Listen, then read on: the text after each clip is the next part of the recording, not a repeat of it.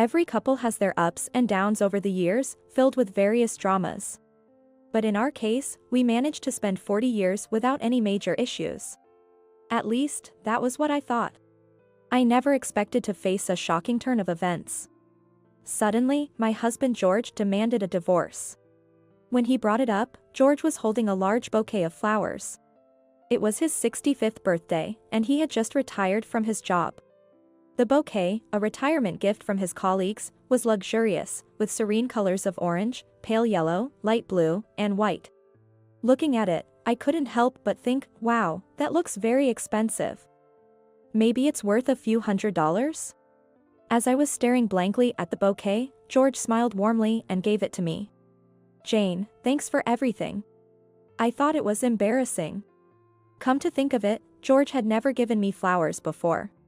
He was the kind of person who thought that flowers were a waste of money because you couldn't eat them. And that celebrations always meant eating something more expensive than usual. When I first asked what he wanted for his birthday, he said, all-you-can-eat buffet. Moreover, he wasn't the type to give gifts to make someone happy. He had never even given me a birthday present, let alone flowers. So, it was quite surprising and delightful to see him happily giving me the flowers on his retirement day. Even though I knew he didn't buy them for me and he probably thought he didn't want flowers, it still made me happy. Stop it. George, you've worked hard too. Now, take it easy and do whatever you like. As I was nervously accepting the flowers, George said with a serious face. Thank you for doing household chores until now. I don't need you anymore, so let's get divorced. My name is Jane. My husband, George, and I were classmates in high school, and we started dating in our sophomore year. After breaking up and getting back together multiple times, we married on my 25th birthday. Our relationship was more like close friends of the opposite sex. We married because we enjoyed each other's company and felt comfortable together. We had 2 children. As my parents and in-laws eagerly took care of their grandkids, parenting was not too burdensome. We enjoyed our lives, sometimes together and sometimes with separate groups of friends. That was why we were less likely to experience the typical marriage problems that other couples faced. There was only one incident when George had an affair in his 40s, but by the time I found out, he had already split up with the woman. There was a time when I found several photos in his briefcase, showing George and the woman cozying up together. Apparently taken on a business trip. I discovered them 6 months after that business trip, and even though we were a couple who felt more like friends, it was still a shock to me. When I confronted George, he readily admitted to the affair, saying it lasted for about 2 months after the business trip. But that it was already over. He said nonchalantly, "You were incredibly busy with work at that time, Jane, often staying at a motel near your office." I felt lonely somehow and just ended up having an affair with a female subordinate who approached me. Although I was shocked to hear that and felt hurt, I didn't express myself clearly at that time. I realized I prefer you to that woman after all. She was so bothersome, always wanting jewelries or to watch romantic movies. I really came to realize that I married the right person. George's casual attitude and comments like that made me forgive him. Therefore, I didn't take any particular action. I also reflected on possibly neglecting George due to the pressures from work, and decided to quit my job. As far as I knew, that was the only issue we ever had. However, it seemed George felt differently. According to him, he had felt uneasy about me since our honeymoon. I wanted a food-focused honeymoon, but you went ahead and booked the one with the sightseeing tour package. All that sightseeing we did just made me hungry, and the meals were nothing special. That was when I thought you really didn't consider me at all. I couldn't believe what I was hearing. For the past 40 years, that was what he'd been thinking. I did choose a sightseeing-focused honeymoon, but he was the one getting all excited about the tours. Also, he was the one who signed up for the night tours and left me behind in the hotel room. While I was struggling with jet lag, he went on and had fun alone. About that jet lag, if you were really looking forward to the honeymoon, you could have slept on the plane or found a way to deal with it. Jet lag is all in the mind, you know. I thought that was ridiculous. George had always been self-centered, but up until then, I didn't realize it was that bad. Seeing me speechless, George said, "Well, I suppose it would be hard for you if I told you to leave now, so I'll give you a month." Make sure to take all your stuff and be out by then, and then he just went into his study. To celebrate his retirement, I had bought an expensive wine, beef fillet and a cake from a renowned pâtissier. Setting it all up on the dining table for him. Tears started to well up as I saw it. The next day, when George was about to go out, I stopped him and asked why he was considering divorce and why he chose his retirement day to tell me that. He coldly replied, "While I was working, I needed your support with all the housework. But now that I'm retired, I don't need you anymore. I can just hire a housekeeper to replace you." After that, George barely interacted with me, didn't eat the meals I prepared, nor left any laundry. When I asked him about his meals and laundry, he said he was dining out and using laundromats. So, I've been looking into how to manage on my own. A man can live by himself just fine these days. So, to George, I was nothing more than a housekeeper while he was working. At that point, there was nothing I could do. So I decided to talk to our children first. We had a 39-year-old son and a 37-year-old daughter. Both were married and lived nearby, so I called and asked them to meet me at a cafe in our neighborhood. When I saw them, I said I was planning to divorce their father. My son immediately responded, "I figured as much." "Well, I have no problem with that, but when did you find out?" "What? When? What was he talking about?" Seeing my confused look, my son looked surprised too. "What? You didn't know? Dad's been cheating on you with a younger woman." According to our son, he saw George and a young woman walking into a hotel while he was walking through a busy downtown area for work. When he called out in surprise, George was initially flustered but then claimed, "It's just for fun, and your mother knows about it. Remember when Dad cheated with one of his coworkers when I was 20? Mom, you were so calm about it." So I thought maybe it was the same this time. I couldn't believe George was cheating again. And to tell such a lie to his own son. I was stunned, but my daughter suggested hiring a private detective to catch George cheating. I thought to myself that there was no time to be shocked. I promised myself that I would get everything investigated thoroughly. After a week of investigation, it turned out George's girlfriend was a receptionist at the company he worked for until he retired. And he was giving her a monthly allowance.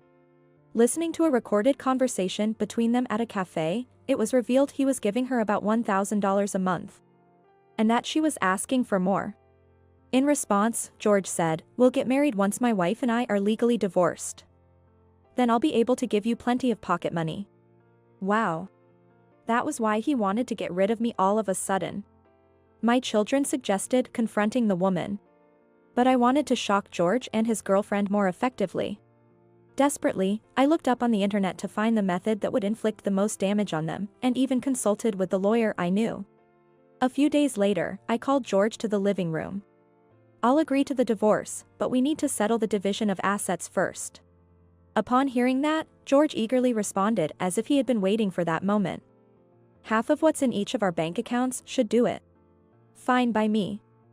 "Now, let's talk about compensation for emotional distress caused by you. I'd like to claim $50,000. "What? Divorce at our age isn't uncommon, so why should I have to pay you anything?" With a sneer, George nonchalantly dismissed what I said, so I showed him several photos of him caught with his girlfriend. "Do you understand now why I've been emotionally distressed?" At that, George visibly startled. "I also found out you've been giving her a monthly allowance of $1,000. You're planning a trip to celebrate 3 years of dating, aren't you? So you've been giving her $1,000 a month for 3 years.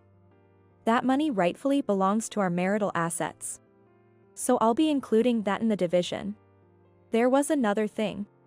George had been receiving his credit card statements by mail, leaving them unopened and scattered around in the house. I gathered and opened them. The discovered bills alone, including the stays at hotels in New York and purchases from popular designer brands for women, amounted to over $20,000. Which was unquestionably suspicious. That would have to be included in the calculation as well. Oh, and I found a lease agreement dated 3 years back for the apartment you rented. The investigations by the private detective I hired revealed that your girlfriend is the actual resident, but since it's in your name, I can include that rent in our shared assets." George turned pale as I laid out everything at once. I wasn't surprised at his reaction.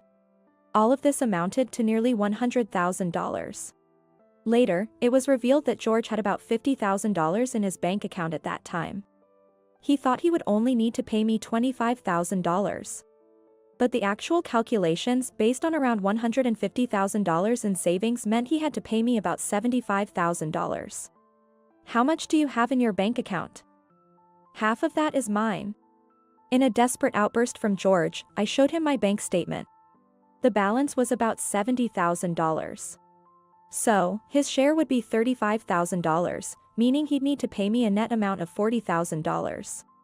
When I mentioned that the land and house were also subject to the division of assets, he protested, "This house and land are in my name. They're not communal property." Bad luck for him. Law dictates that land and houses are considered communal property regardless of whose name they're in. And let me add that I've paid for all the home repair expenses out of my own pocket. The house was second-hand. And we've had multiple repairs over the years, amounting to about $50,000, so you'll need to reimburse me half of that. Even if we sold the house and land, and split the money between us, that wouldn't result in a deficit for George, but he was extremely upset, having expected to receive the full amount. However, I couldn't help but laugh as I handed him the business card of my lawyer, saying, "Oh, well, it is what it is. Here's the number for my lawyer." I saw a faint smile on his face. Pretending not to notice, I said to him, "You know that we need to separate at least for 12 months before we can apply for a divorce. I've already found a place to live, so I'm going to start packing my stuff if you'll excuse me." Then I went out to buy some moving boxes from the shop nearby. Returning home half an hour later, I found George lounging on the sofa. He seemed to think that everything was settled during our previous discussion. That was when I dropped the final bombshell. About your severance pay. Upon my bringing that up, George wore a smug, triumphant expression. "Too bad for you. The severance pay won't be deposited for another 3 or 4 months. Since we're separating, it's not communal property." Just as I expected him to say. Feigning surprise, I asked, "Really? That's terrible. How much are you getting?" "About $120,000. "Impressive, isn't it?" he boasted. "Well, that's pretty average for a small to medium-sized enterprise. So I'm entitled to $60,000 then." "What? Didn't I just say it'll be deposited after you move out of this house?" "Sorry, but severance pay is subject to division even if we're separated, as it will be paid for your retirement. And you retired before you told me you wanted a divorce. So the severance pay will still have to be divided. Unless we sell this house and land. Your assets will be in the negative. But even if we do sell, I doubt half the money you get from it will satisfy your girlfriend forever." Upon hearing all that, George seemed to freeze in thought, his eyes wide open, mouth agape. How pitiful he looked. When we got our house appraised, the old house and the land were valued at about $300,000. Selling them would allow us both to receive about $150,000 each. However, George, reluctant because his girlfriend insisted on not selling, ended up having to pay me $150,000. With the compensation of $50,000, George was burdened with a debt of $200,000. Why would his girlfriend, still in her 30s, have a crush on an older man like George and cling to that house? It was probably because, despite how old it was, a single-family house in a city with convenient transportation was attractive enough for her. After I moved out of the house, his girlfriend and her parents quickly moved their belongings into it. As a result, what George envisioned as a comfortable retirement with his pension, a happy marriage with a young girlfriend, turned into financially supporting her and her parents with just his pension, on top of repaying debts. He inevitably had to get a job. But at over 65, his annual income would likely be around $30,000. Additionally, since I sued his girlfriend for pain and suffering for breaking up my marriage, their relationship has turned quite hostile. It's probably only a matter of time before they end up selling the house. Oh, and about the rental apartment George signed the lease for his girlfriend to live in. It turned out to be a breach of contract since someone other than him was residing there the whole time. After I contacted the real estate agent, his breach was exposed, and he had to pay a penalty fee. How unfortunate it was for him.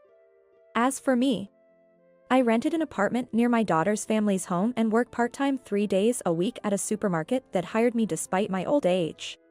My granddaughter, who has just entered middle school, is in the midst of her rebellious phase. But she seems to feel sorry for her divorced grandmother and often comes over to visit. Though I no longer have a husband, I'm living a happier life, having more time with my granddaughter.